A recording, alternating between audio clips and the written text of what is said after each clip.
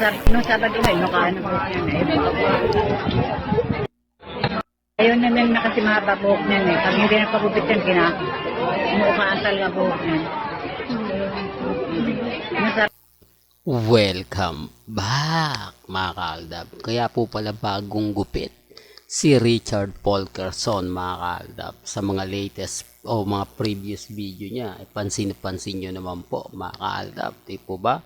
Kung sino nga po ba talaga ang totoong masasabi natin ganito, masasabi natin ganyan. Isa po sa ebidensya at resibo mga kaaldab na totoo po yung sinasabi ni Mr. Destiny. Kumbaga updated po tayo. Di po ba? Kaya nga po kapag may mga ganyan, agad-agad ko naman pong binabalita. Ang problema lang po mga kaaldab, yung mga taong galit na galit sa channel natin, yung inis na inis sa channel natin. Di ko alam kung bakit. Di po ba? Alam naman po nila na Aldab po ang channel ni Mr. Destiny. Alam naman po nila na lahat ng mga ina-upload natin Aldab. Tapos hindi pa rin po sila makontento. Alam niya, sa totoo lang po, delulo na nga tayo, kulto na nga tayo, kung ano-ano na nga po ang tawag kay Mr. Destiny, ayaw pa rin po nilang tigilan. Di po ba? Kaya dito sa throwback video ko, nako, marami na naman po ang magko-komento. Marami na naman po ang magre-react. Di po ba? Gaya nga po ng lagi kong pinapaliwanag. Lagi ko pong sinasabi, relax lang naman po kayo, maging matatag, maging kampante. Sa dami ng ebidensya at resibo na inilalabas po natin, sa dami po ng mga taong nagmamahal at sumusuporta kay Alden Richards, masaya na po tayo. Di po ba? Ito, ebidensya at resibo na lang po ito eh. Di po ba? Kung gaano nga po ba talaga ka-stricto si Alden Richards pagdating sa mga bagay-bagay na kumbaga mapapanood ninyo at makikita. Pero gaya ng pinapaliwanag ko, gaya po ng mga sinasabi ko, wala naman pong pilitan, di po ba? Lagi ko nga pong nire-remind lahat po ng dumadaan sa channel ni Mr. Destiny, lahat po ng mga pumupunta rito, nire-respeto ko po lahat ang komento at ginagalang. Ako po yung tipo na hindi nagdi-delete ng comment. Depende na lang po sa mga sinasabi nila. Kahit masasakit yan, maanghang yan, nagbigay ka ng effort eh. Di po ba? Nagbigay ka ng nagbigay ka ng minuto para po sa video natin. Di po ba? Bakit ko naman po yun i-delete? Sa bandang huli, magagamit ko pa rin po yan. Di po ba? Tignan na lang natin mga kaaldab. Gaya nga po ng sinasabi ko sa inyo, dapat po ngayon, kung totoong may karelasyon ni Mengay si Congressman, dapat may anak na po sila. Ang panahon ngayon, ibang-iba na kaysa panahon po nung araw. Mga mamis, mga titas, mga senyor na sinasabi nilang hindi na talaga nasasabing panahon ng ganito, ganyan. Kaya ang sabi ko sa inyo, nakakagulat at nakapagtataka kung kailan 40 na nga po ba si Congressman saka siya magkakaroon ng sibling o ng anak. Di po ba? Kaya ang sabi ko sa inyo, may mga kanya-kanya tayong opinyon. May kanya-kanya tayong pananaw. Di po ba? Sa mga ayaw maniwala, dire-respeto ko po kayo at ginagalang. Di po ba? Kaya nga sabi ko sa inyo, dito po sa channel ni Mr. Destiny, open na open po kayo mambash, manginis, mangasar. Di po ba? Karapatan nyo po yan. Hindi ko inaalis yan. Dahil alam ko naman kahit ano sabihin natin, magiging bitter lang po talaga tayo.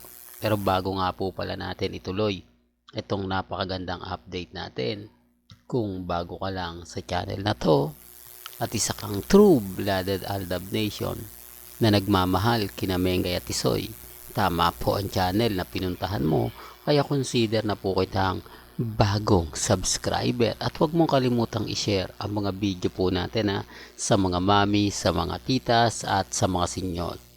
Bali-balita po daw ngayon mga kaaldab na i-guess po muli si Alden Richards sa Showtime.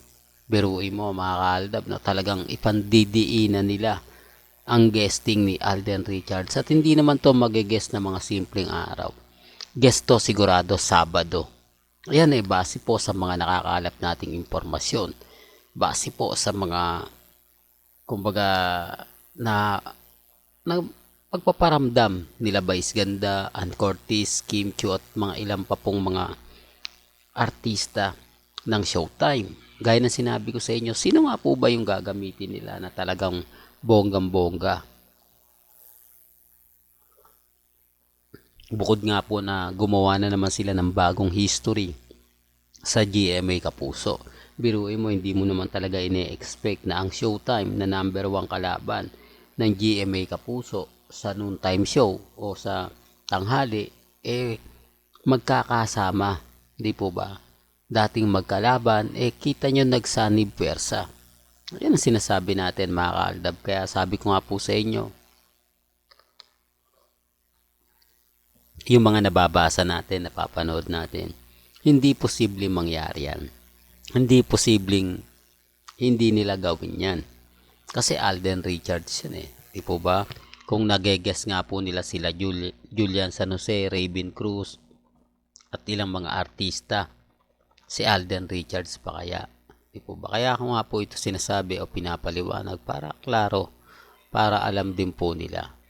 Di po ba? Although yung iba nagre-react ng ganito, yung iba nagre-react ng ganon, okay lang naman po yun. Ang importante lang naman po kasi sa atin mga kaaldab, maging updated po kayo, malaman nyo yung mga nagaganap, malaman nyo yung mga nangyayari sa Instagram, sa Twitter at sa Facebook. Ngayon, yung kasala na September, abangan natin yan mga kaaldab. Pero kahit sinabi ko, wala naman po talagang magaganap na ganyan. Yan tactical lang po ng mga ilang vlogger, ng cut din, para pag-usapan sila.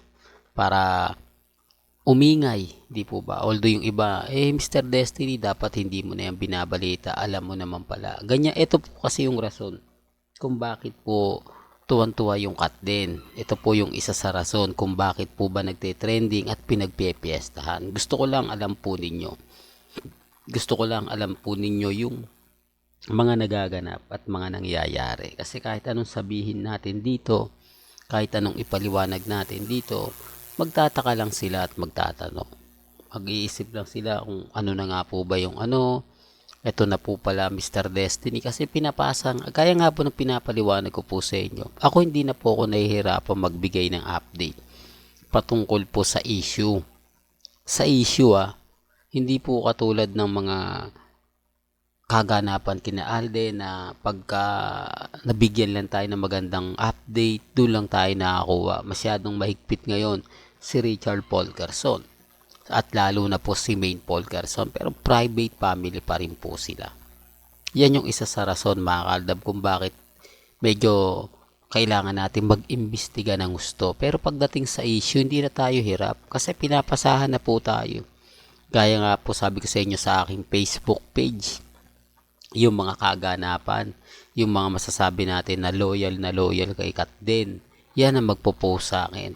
Ilalagay nila yung photos, ilalagay nila yung video. Syempre hahanapin natin yan, titignan natin at nakakakuha na agad-agad tayo ng info. Hindi katulad sa Aldab na medyo kailangan natin tignan kung saan, hanapin si Mama Ten, yung malalapit kay Mama Ten, di po ba itanong kung totoo nga po ba ito. Hindi katulad ng mga issue kompleto, Ricardo talaga. Yan ang sinasabi ko nga po sa inyong scripted na sinasabi nilang hindi naman scripted yan Mr. Destiny, totoo.